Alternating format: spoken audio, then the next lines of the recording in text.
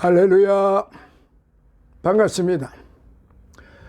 그동안 구약성경 스가랴서 하나님께서 기억하신다, 말라기서 나의 사자, 여호와 하나님의 사자, 이런 예언서를 통해서 같이 은혜를 받고 구약성경의 말라기까지 일단은 마무리를 지었습니다. 물론 이후로 이사야서, 에스겔서, 예레미야서, 다니엘서 등등을 계속 하겠습니다마는 이제 연결의 그 의미를 생각해 볼 때 바로 신구약 중간사로 들어가고, 그리고 신구약 중간사가 끝나면은 복음서로 들어가야 하기 때문에 일단 복음서까지 마무리를 짓고 그 뒤에 이사야서, 예레미야서, 에스겔서, 다니엘서 등등으로 이어져 가도록 그렇게 하겠습니다. 그래서 오늘부터는 이제 여러 편을 통하여 신구약 중간사, 즉 약 400년의 고대 역사, 그러니까 예수 그리스도께서 오시기 전 그 400년 전 그 이후로 잠시 좀 들어가서 그 고대 역사를 통하여 하나님께서 어떻게 이스라엘 백성들을 위하여 도모하셨는가, 그 하나님의 구원의 계획을 이루시기 위하여 어떻게 도모하셨는가, 이스라엘을 중심으로 하여 주변 열강들을 통해서 하나님께서 어떻게 이스라엘에게 그 진노를 또한 내리셨고 징계를 내리셨고, 그들을 또 어떻게 그 은혜와 사랑과 축복을 내리셨는가 하는 점을 우리가 알고 가야만 이제 복음서를 공부할 때 많은 이해가 되고 유익이 되는 것입니다. 그래서 제가 스가랴서, 말라기서를 끝난 이후로 신구약 중간사 400년사를 말씀드리기로 그렇게 생각을 했던 것입니다. 그리고 나서 복음서로 들어가게 되면은 공부하시는 분들에게는 매우 유익한 성경 공부가 될 뿐만 아니라 하나님의 도모하심이 그 구약과 신약을 통해서 어떻게 역사하고 어떻게 하나님의 그 구원의 계획이 이루어져 가고 있다는 그 사실을 분명하게 알게 될 것입니다. 그래서 오늘부터 여러 편을 통하여 일단 신구약 400년 중간사를 이제 같이 공부하시도록 하겠습니다. 구약 성서에 대한 연구가 다각적으로 진행이 되면서요, 구약 시대와 신약 시대의 구분은 점차 모호해졌어요.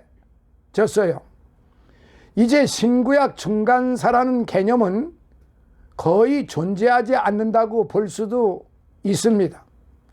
그럼에도 신구약 중간사라는 제목으로 제가 이 특집을 말씀드리는 이유는 오늘 현대 21세기 교회 내에서 신약 성서의 배경 역사를 지칭하는 의미로 신구약 중간사라는 용어가 이미 사용되고 있고, 그에 따른 혼동을 줄여보자는 의도에서인 것입니다. 신약 성서의 배경 역사는 바로 히브리 역사, 즉 유대교의 역사입니다. 신약 성서를 이해하는 데 있어서 큰 도움이 되기 때문에 그렇습니다. 우리는 이 시기를 이스라엘 백성이 바벨론 유배에서 풀려나 예루살렘으로 귀환한 때부터 서기 70년경의 유다 전쟁까지로 한정을 하였고, 역사의 흐름을 따라 이제 가보기로 한 것입니다. 자, 그러면 첫 번째 이제 말씀을 드릴 수 있는 제목은 신구약 중간사라고 하는 대제목을 놓고, 첫 번째, 신구약 중간사라고 하면은 언제부터 언제까지의 역사일까요? 구약 시대가 끝나고 신약 시대가 시작되기까지의 시기를 신구약 중간사라고 할 때, 그 시기에 이스라엘 역사를 신구약 중간사라고 할 수 있을 것입니다.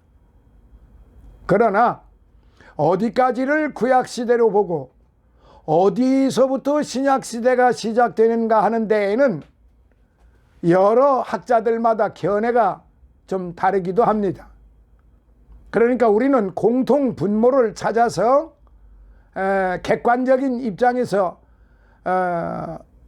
세계 역사의 그 흐름 속에 이 구약의 신중간사가 다 엮어져 있기 때문에 우리는 어쩌면은 고대 역사, 그러니까 주전 400년 전서부터 서기 4년까지의 그 역사를, 그 세계사를 또한 공부하시게도 되는 거예요. 유대인들이 마지막 예언자라고 생각하는 말라기 예언자 시대 이후 기원전 460년부터 예수 그리스도 탄생까지를 신구약 중간사라고 보는 견해가 있는가 하면은, 구약 성서의 마지막 부분인 마카베오 학원이 완성된 이후, 그러니까 기원전 160년 이후부터 사도시대까지를 신구약 중간사라고 보는 견해도 또한 있습니다. 그러나 구약에 대한 여러 방면의 연구가 진행이 되면서요, 구약 성서 중 많은 책들은 바빌론 유배 시절 이후, 즉 기원전 538년 오랜 기간에 걸쳐 수집했고 재편집되거나 새로 쓰여졌고, 12소 예언자 중 다수 예언자들의 활동도 계속 이어졌다는 것을 알게 되었습니다. 그리고 기원전 3세기부터 2세기까지 형성된 구약 성서의 그리스어 역본인 70인역까지, 셉투아진트라고 하죠. 그리스어 역본인 70인역까지 생각한다면은 신구약 중간사는 모호해지거나 거의 존재하지 않는다고 볼 수도 있어요. 그러나 우리가 여기에서 얻고자 하는 것은 신약 성서에서 만나게 되는 생소한 단어와 표현들로 인해 품게 되는 의문에 대한 해답이며, 그리스도교에 대한 더 깊은 이해입니다. 그런 의미에서 볼 때 신구약 중간사에 대한 개념과 시기의 결정에 대해서는 유보하는 게 나을 거예요. 그럼에도 신구약 중간사라는 명칭으로 이것을 개진하는 이유 중에 하나는 이미 교회 내의 신약 성서의 배경 역사를 가리키는 의미로 신구약 중간사라는 용어를 사용하기 있기에 혼란을 줄이자는 의도에서일 것입니다. 우선 신약 성경 배경 역사를 알기 위해서는 유대교 탄생을 거론해야 하고요, 그러기 위해서는 유배 이후의 역사로 거슬러 올라가야만 하겠지요. 신약 성서와 밀접한 관련을 맺고 있는 유대교, 그리고 오늘날의 유대교 역시 이 시기에 뿌리를 내렸기 때문에 그렇습니다.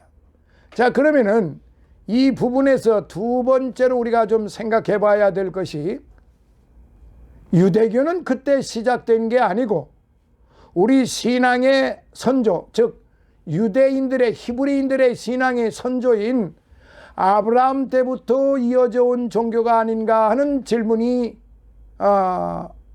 이제 성립이 되죠. 물론 넓은 의미에서 유대교라고 하면은 아브라함, 이삭, 야곱 등 족장 시대부터 지금에 이르기까지 4천여 년에 걸친 유다 민족의 종교 현상 전부를 가리키기도 합니다. 그러나 좁은 의미에서 볼 때는 유대교는 바빌론 유배 이후에 비로소 뿌리를 내려서 오늘에 이른다고 할 수 있지요. 이렇게 유대교라는 종교 사조가 부상하면서 이제 이스라엘다운 이스라엘 역사는 일단락되었고 유대교의 역사로 탈바꿈하여 진행하게 되었던 것입니다. 다시 말씀드리면 이스라엘 역사는 실제로 끝난 것이 아니고 유대교와 유대인들을 통해 지속되고 있다는 말씀이죠. 성서를 정독하는 사람들이라면 누구든지 유대인이라는 단어나 개념이 구약 성서에서는 찾아보기 어려운 반면에 신약 성서에서는 자주 등장한다는 사실을 쉽게 발견할 수 있어요.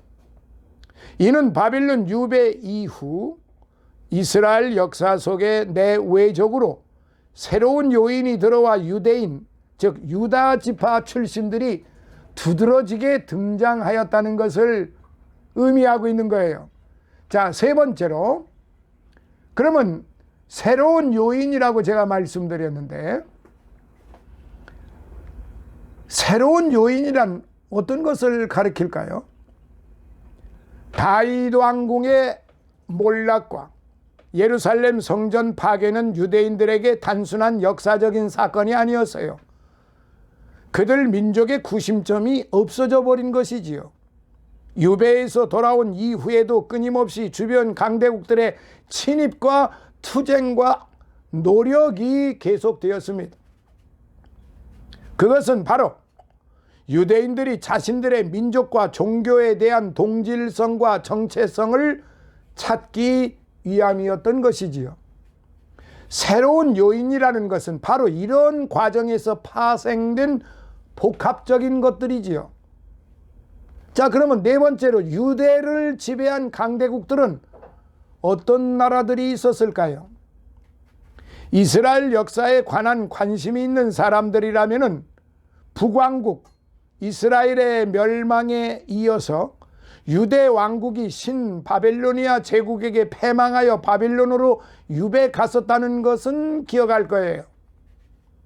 그러나 페르시아 제국이 신바벨로니아를 멸망시켜 유대인들은 고레스 황제 치하에 놓이게 되었고, 고레스는 이듬해 칙령을 내려 바벨론에 유배 와서 살고 있던 유다인들에게 귀향과 파괴된 성전을 재건할 수 있도록 허락하였는데, 이러한 조처는 그 이전에는 볼 수 없었던 것으로 배척보다는 유다인의 민족성을 보존하고 장려하는 것이었습니다.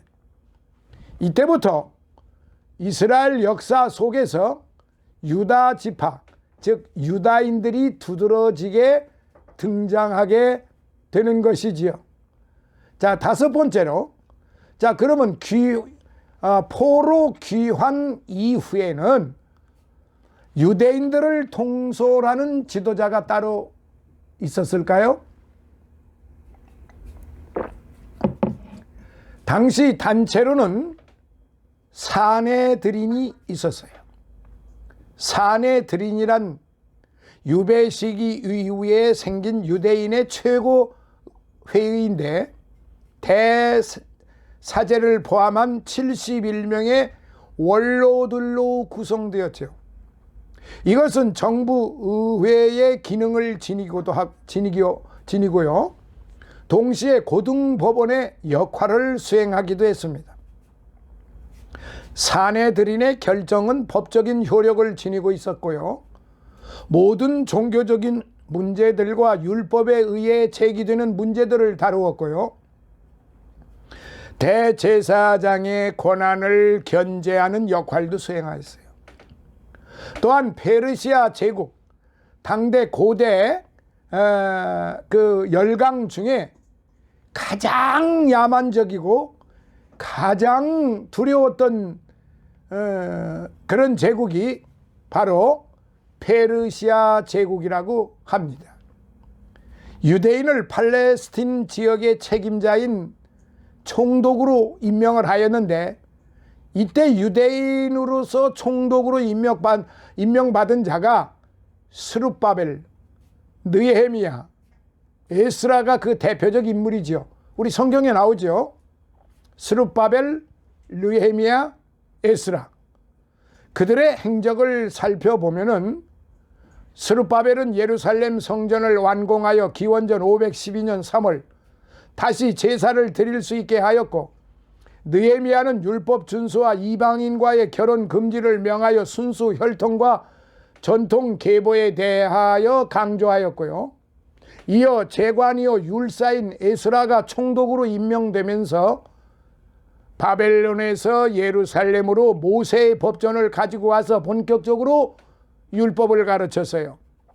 그 역시 이방인들과의 혼인을 엄하게 다스려 이방인 아내와 자식들을 모두 내보내도록 명했지요.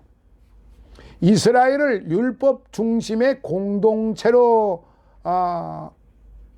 만든 이가 바로 학사인 이 에스라 총독이라고도 할 수 있습니다.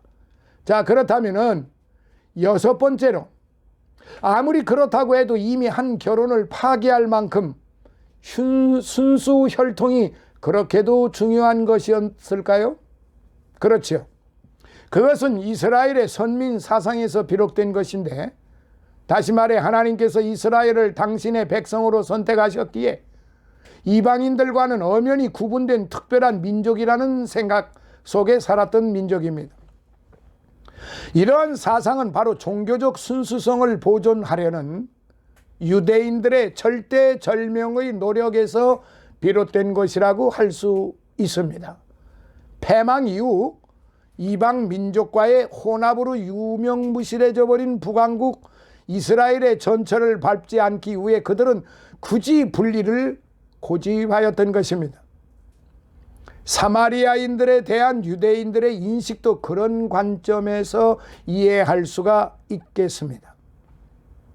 이스라엘 민족은 정결한 백성, 이방인들은 죄인이라는 인식은 신약 성서에서도 자주 접할 수 있습니다. 마태복음 5장 46절 47절, 그 다음에 그 5장 7장 18절 17절, 사도행전 2장 23절에 바로 이런 문제가 분명하게 지적되어 있습니다. 우리는 이 역사 속에서 유대인들과 다른 민족들 간에 생긴 골 깊은 적대의식을 찾아볼 수가 있고, 오늘날까지도 세계 곳곳에서 이런 모습들을 접하게 되는데, 오늘날의 아랍 공동체와 이스라엘과 아랍 공동체들이 서로 앙앙불락하며 전투를 계속하고 있는 것을 보아도 그렇습니다. 이 전쟁은 오늘 내일의 어제 오늘의 전쟁이 아니고 지금 수천 년 동안 내려오는 악순환이지요. 그런데 이런 악순환이 본격적으로 대두되었던 것은 바로 에스라 때부터 시작되었다고 학자들은 대부분이 그렇게 논하고 있습니다. 자, 일곱째로, 그렇다면은 사마리아인은 순수 이스라엘 백성이 사마리아인들은 순수 이스라엘 민족들이 아니었나요? 이들은 북왕국 이스라엘의 출신들입니다. 분명히 이스라엘 출신들이에요. 그런데 바빌론 유배 기간 동안 유다 인접 지역에 살고 있었던 이스라엘인과 이방인의 혼혈 민족이었습니다. 그러니까 사마리아 그 인들은 이스라엘 출신들이기는 한데 이방인들과 혼혈된 민족이었다 이 말이에요. 그래서 그들은 본방인으로 취급을 받지를 못했던 거지요. 유대인들이 그들을 곱게 볼 수 없었던 것은 혼혈 그 자체라기보다 혼혈이 계기가 되어 이루어진 종교의 혼탁성 때문입니다. 혼혈을 하다가 보니까 이방 신들을 접하게 되었고, 이방 신들을 접한 여인들과 같이 혼혈을 하게 되다 보니까 완전히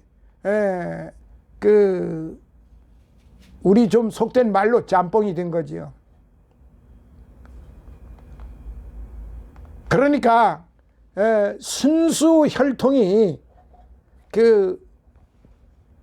흐려지게 되었다는 그런 말이에요. 그래서 이 순수한 이스라엘 출신들이 이 문제에 대해서 과거나 현재나 앞으로 미래에 이르기까지, 주님이 오시는 그날까지 이 이스라엘 백성들은, 이 순수한 출신들은 결코 이 문제에 대해서 협상을 하지 않을 겁니다. 그러니까 혼혈된 민족에 대해서는 순수 혈통으로 받아들이지를 않을 것이다 이 말이죠. 그게 어제 오늘 얘기가 아니기 때문에요. 그리고 그들은 그렇게 자신들의 선조 대대로 이어져 오는 선조 대대로 그 사상이 그냥 몸에 배따기 정도가 아니고 아주 하나가 된 것입니다. 결단코 그들은 변할 수가 없게끔 그렇게 만들어져 있는 거예요. 유배에서 돌아온 유다인들과 자신들이 이스라엘 후손임을 주장하는 사마리아 사람들에게는 이런 문제 때문에 심각한 긴장 상태가 조성되었지요. 유다인들은 사마리아인들을 철저히 배척했고요. 또한 사마리아인들은 유다인들의 예루살렘 성전 복구를 아주 방해를 하는데 앞장을 섰던 것이지요. 이때부터 골 깊은 대립 관계가 시작되었던 거예요. 유대인들은 사마리아인들을 이방인 노예보다도 한 단계 낮춰 취급할 정도이고, 사마리아인이라는 말은 유대인들 사이에 지독한 욕으로 통했습니다.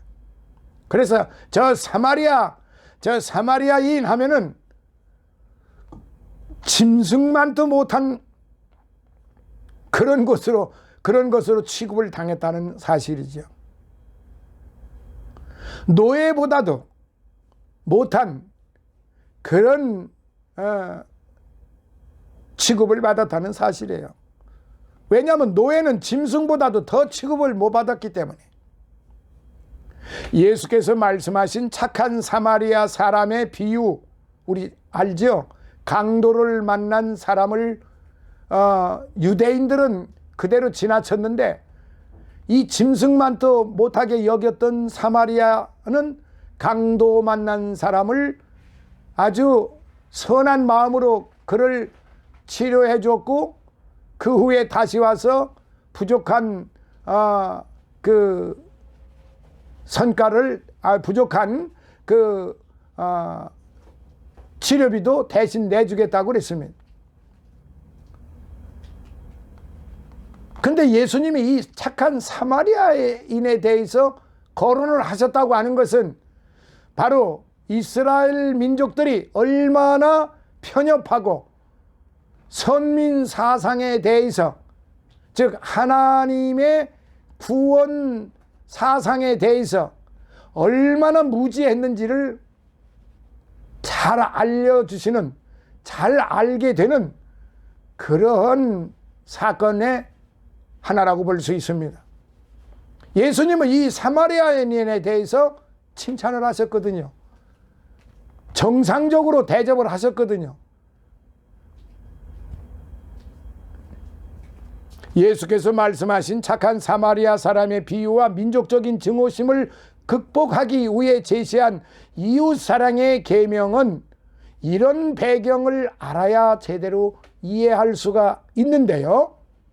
이때 당시 이 히브리인들, 유대인들은 예수님을 구원자로, 메시아로 보지를 않고 바알세불, 귀신의 왕으로 보았기 때문에 예수님께서 말씀하신 이 그 선한 사역에 대해서, 특히 선한 사마리아 사람에 대해서 이해할 수도 없었거니와 이해하려고도 하지 않았겠지요. 바알세불, 귀신의 왕이 한 말인데, 귀신의 왕이 한 행인데 어떻게 그걸 우리가 받아들이랴. 그러니까 이들은 아주 뼛속 깊이 선민 사상에 아주 그냥 뼛속 깊이 뿌리 박힌 거예요. 그러니까 하나님이 이 땅에 사람의 몸을 입고 오셔서 지금 말씀을 하시고 가르치시고 실행에 옮기시는데도 불구하고 그들은 믿지 않았습니다. 자, 8번째. 가장 야만적이고 가장 강력한 그런 나라를 유지해 갔던 이 페르시아 제국 다음으로 그러면 누가 팔레스틴을 지배했을까요? 팔레스틴을 점령한 기원전 332년, 이는 마케도니아 제국의 알렉산더 대왕입니다. 이 시대에도 유대인들은 페르시아 지배하에서 누렸던 종교적인 자유를 그대로 누릴 수 있었지만 알렉산더 대왕에 의해 헬레니즘의 영향을 받게 되었습니다. 자, 여기서 헬레니즘, 즉 히랍입니다. 히랍, 그리스. 여러분 그리스, 오늘의 그리스 아시죠? 그 그리스가 과거의 헬라, 히랍입니다. 헬라입니다. 그 헬라 문화가 오늘 현대 21세기에도 그대로 지금 유지되어 지금 우리 인류들의 삶에 큰 영향을 지금 끼치고 있다는 사실은 정말로 아이러니합니다. 그래서 이 사상을 헬레니즘, 헤브라 헬레니즘이라고 그러고, 이스라엘의 그 사상을 헤브라이즘, 그냥 우리 말로 히브리즘, 그렇게 말을 하게 되는 거죠. 사실 그는 동부 지중해 해변에서 인도까지 자신이 정복하는 곳마다 그 헬레니즘 문화를 퍼뜨린 장본인이 알렉산더 대제였습니다. 그 후 알렉산더 대왕이 열병으로 인도에서 32살에 죽었어요.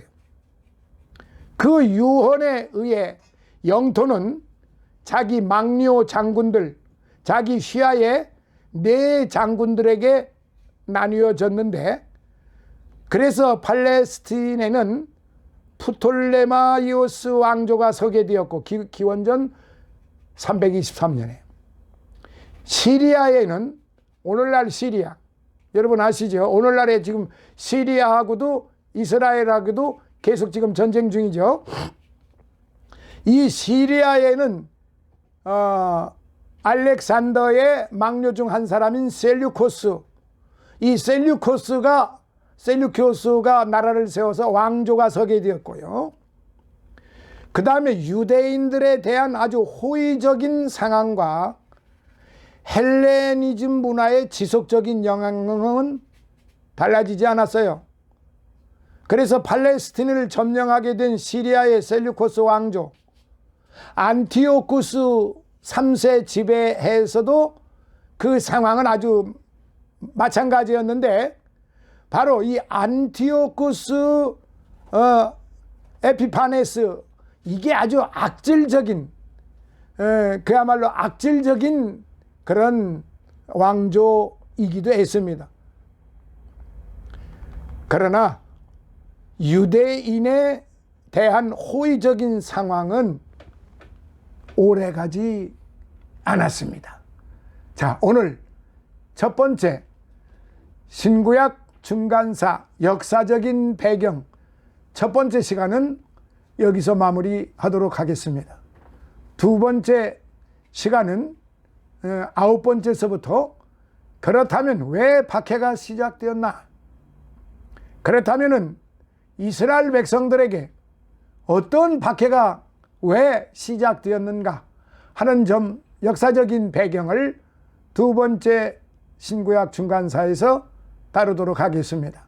제가 지금 말씀드리는 것은 학문적인 배경이라기보다는 우리 모두가, 우리 일반 성도님들에 이르기까지 모두가 객관적으로 아주 평이하게 이해하실 수 있도록 그렇게 준비를 지금 한 것입니다.